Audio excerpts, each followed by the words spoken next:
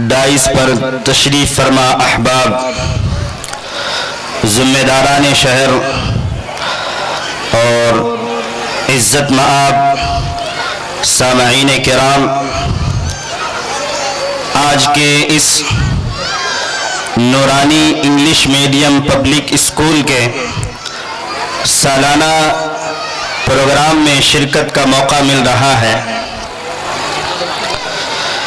میں یہاں کے پورے اسٹاف کو، یہاں کے پورے ذمہ داروں کو دل کی گہرائیوں سے مبارکبادی پیش کرتا ہوں کہ انہوں نے بچوں کے مستقبل کو اور ان کے فیوچر کو روشن اور تابناک کرنے کے لیے اپنی محنتیں، اپنی کوششیں ان پر صرف کر رہے ہیں۔ اللہ تعالیٰ ان کی محنتوں کو، کاوشوں کو قبول فرمائے۔ بالخصوص حضرت مولانا عبدالوہاب صاحب المظاہری قاضی صاحب، جو اس اسکول کے اور اس مدرسے کے روح رواں اور امیر کارواں ہیں، جنہوں نے ماشاءاللہ صرف اس مدرسے کے لیے ہی نہیں بلکہ اس بڑگی تعلقے کے لیے اور پورے ضلع کے لیے انہوں نے اپنا پورا وقت قربان کیا ہے۔ ہر لائن سے حضرت مولانا کی محنت ہے، دعوتی لائن سے ہو، ایجوکیشن کے لائن سے ہو اور لکھنے کی لائن سے ہو، تحریر کی شکل میں ہو، ہر طرح کی خدمات حضرت مولانا کی رہی ہیں۔ اللہ تعالیٰ ان کے خدمات کو قبول فرمائے۔ اب میں آپ کا زیادہ وقت نہ لیتے ہوئے دو چار باتیں کہہ کر رخصت ہوں گا۔ ابھی میں نے آپ لوگوں کے سامنے قرآن پاک کی ایک آیت پڑھی ہے جس میں اللہ رب العزت فرما رہے ہیں، یا ایھا الذین آمنوا، اے ایمان والو، اے اللہ کے بولنے والوں، اے حضرت محمد الرسول اللہ صلی اللہ علیہ وسلم کے امتیوں، قوا انفسکم، اپنے آپ کو، وَأَهْلِيكُمْ، اور اپنے گھر والوں کو، نارا، جہنم کی آگ سے بچاؤ، وَقُودُهَا النَّاسُ وَالْحِجَارَةُ، جس جہنم کا ایندھن انسان اور پتھر ہوں گے۔ یہاں اس آیت کو پڑھتے ہوئے ہمارے ذہنوں میں، ہمارے دل و دماغ میں ایک اشکال پیدا ہو سکتا ہے کہ اللہ رب العزت نے یہ بات کیوں کہی کہ ہم اپنے آپ کو اور اپنے گھر والوں کو اور اپنے اہل و عیال کو جہنم کی آگ سے بچاؤ۔ اللہ نے یہ جملہ کیوں کہا؟ یہ مومنٹ جو ہے، یہ آیت جو ہے، ہمیں سوچنے پر مجبور کرتی ہے کہ اللہ نے یہ بات کیوں کہی کہ ہم اپنے آپ کو اور اپنے گھر والوں کو جہنم کی آگ سے بچاؤ۔ مفسرین کرام نے اس آیت کی تفسیر بیان کرتے ہوئے یہ بات ارشاد فرمائی ہے کہ اپنے آپ کو اور اپنے گھر والوں کو جہنم کی آگ سے کیسے بچائیں، اس کے لیے ہم کیا کوشش کریں، کیا محنت کریں، اس کے لیے ہم کیا لاہ عمل کو اختیار کریں۔ تو مفسرین نے یہ بات لکھی ہے، اللہ رب العزت نے جو تعلیمات اتاری ہیں حضرت محمد الرسول اللہ صلی اللہ علیہ وسلم کے ذریعے سے، وہ تعلیمات جو انسان کو انسانیت سے جوڑنے کو سکھاتی ہیں، جو اللہ رب العزت کے ساتھ مضبوط یقین رکھنے کی تعلیم دیتی ہیں، اور اللہ کے نبی علیہ السلام کا لایا ہوا پاکیزہ دین اس کی حفاظت کی تعلیم دیتی ہے، ایسے ایجوکیشن کو اور ایسی تعلیم کو اختیار کر کے ہم دونوں جہان میں کامیاب ہو سکتے ہیں۔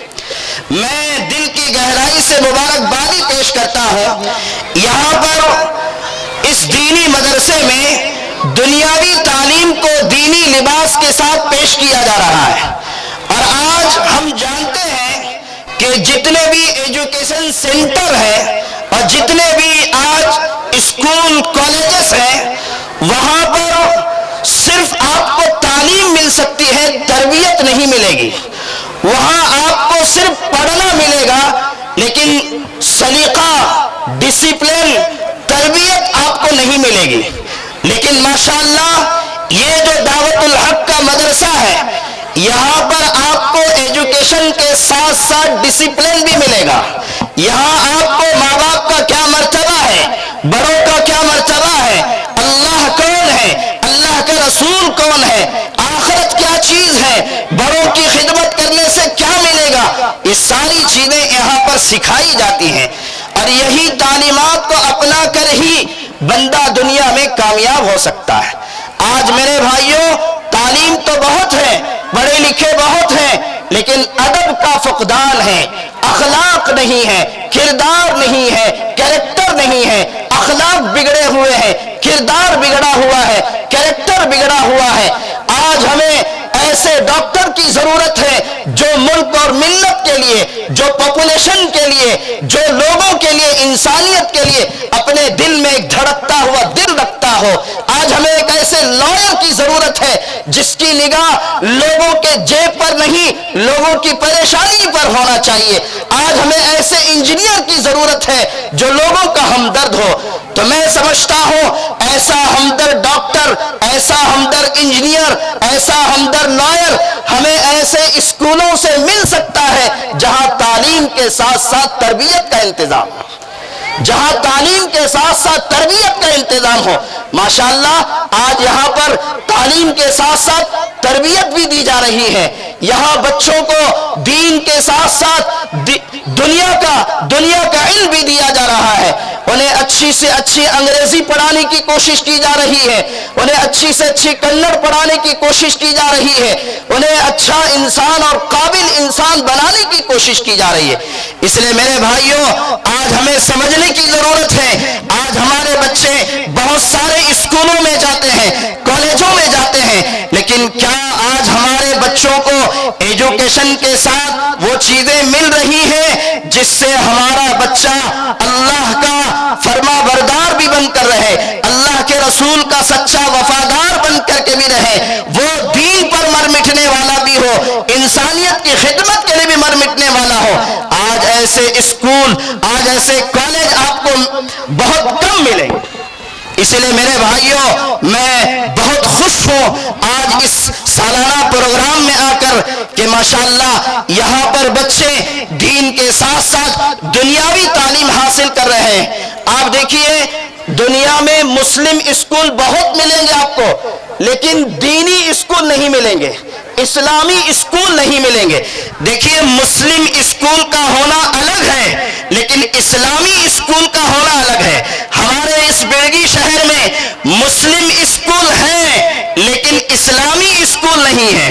بعض اسکولوں کا نام تو وہ ہے جو یہودیوں کے نام سے ہے, میں نام نہیں لوں گا, اشارے کے ساتھ میں بتا رہا ہوں کہ ہمیں آج صرف مسلم اسکولوں کی ضرورت نہیں ہے, ہمیں اسلامی اسکولوں کی ضرورت ہے جہاں بچوں کو ہر اعتبار سے سنوارنے کی کوشش کی جائے, جہاں بچوں کو ہر طرح سے جو ہے قابل بنانے کی کوشش کی جائے. میری ان ماں بہنوں سے بھی گزارش ہے اور اس جلسے میں جتنے ذمہ داران شرکت کیے ہیں سب سے میری گزارش ہے کہ بچوں کو پڑھاؤ, بچوں کو لکھاؤ, بچوں کو خوب قابل بناؤ. دیکھیے اس وقت ایک بچے کو 4 زبانوں میں قابل بنانے کی ضرورت ہے, ایک بچے کو 4 زبانوں میں قابل بنانے کی ضرورت ہے. سب سے پہلی چیز اپنے بچے کو مادری زبان سکھائیے. دیکھیے اللہ نے قرآن میں فرمایا وَمَا أَرْسَلْنَا مِن رَّسُولٍ إِلَّا بِلِسَانِ قَوْمِهِ. اللہ کیا کرے, ہم نے جس کسی نبی کو, جس کسی پیغمبر کو بھیجا ہے اس قوم کی زبان سکھا کر اسے ہم نے بھیجا ہے, اس قوم کی زبان سکھا کر ہم نے اسے بھیجا ہے. اسی لیے پہلی چیز یہ ہے کہ ہم اپنے بچوں کو اپنی مادری زبان سکھائیں, جسے مدر ٹنگ کہتے ہیں, اس زبان میں ہم اپنے بچے کو ماہر بنائیں. ہمارے بچوں کو اردو آنی چاہیے. ابھی میں اسکول کے ذمہ داروں کے ساتھ بیٹھا ہوا تھا, ان سے باتیں میں سن رہا تھا, وہ کہہ رہے تھے کہ ابھی چند سالوں میں ہمارے اردو اسکولوں کو تالا لگ جائے گا. اس لیے میں کہتا ہوں اپنے بچوں کی اردو بھی مضبوط کیجیے, اردو کی حفاظت ہمیں کرنی ہے, ورنہ آج اگر اس کی حفاظت نہیں کریں گے تو میری بہنوں اور میرے بھائیوں ہمارے بچے مسلمان باقی نہیں رہیں گے، مسلمان باقی نہیں رہیں گے، کیونکہ اسلام کا سب سے بڑا ذخیرہ اردو میں محفوظ ہے۔ ابھی ہم کتب خانے میں تشریف لے گئے تھے، وہاں ہم نے ایک سے ایک ماشاءاللہ عمدہ کتابیں دیکھی، اس میں سارے اکثر کتابیں ہم نے اردو میں دیکھی۔ تو پہلی کوشش یہ ہے کہ ہم اپنے بچے کو مادری زبان میں مضبوط کریں، اور دوسری ہے اپنی علاقائی زبان، ہم جس علاقے میں رہتے ہیں اس زبان کو مضبوط کریں۔ ہماری اس کرناٹک میں رہتے ہوئے ہماری علاقائی زبان کنڑ ہے، ہمارا ہر بچہ کنڑ بولنے والا بنے، ہمارا ہر بچہ کنڑ لکھنے والا بنے، کنڑ میں وہ جو ہے ایسے لکھنے والا بنے، مضامین لکھنے والا بنے۔ آج سب سے بڑا ہتھیار جو لوگوں کے پاس ہے وہ میڈیا ہے، وہ میڈیا ہے۔ میڈیا آج اپنی بات کو پتہ نہیں کتنے جھوٹ کے ساتھ پیش کر رہا ہے، لیکن آج ایسے رائٹر کی ضرورت ہے، ایسے لکھنے والے کی ضرورت ہے جو سچائی کے ساتھ لوگوں کے سامنے حالات کو پیش کرے۔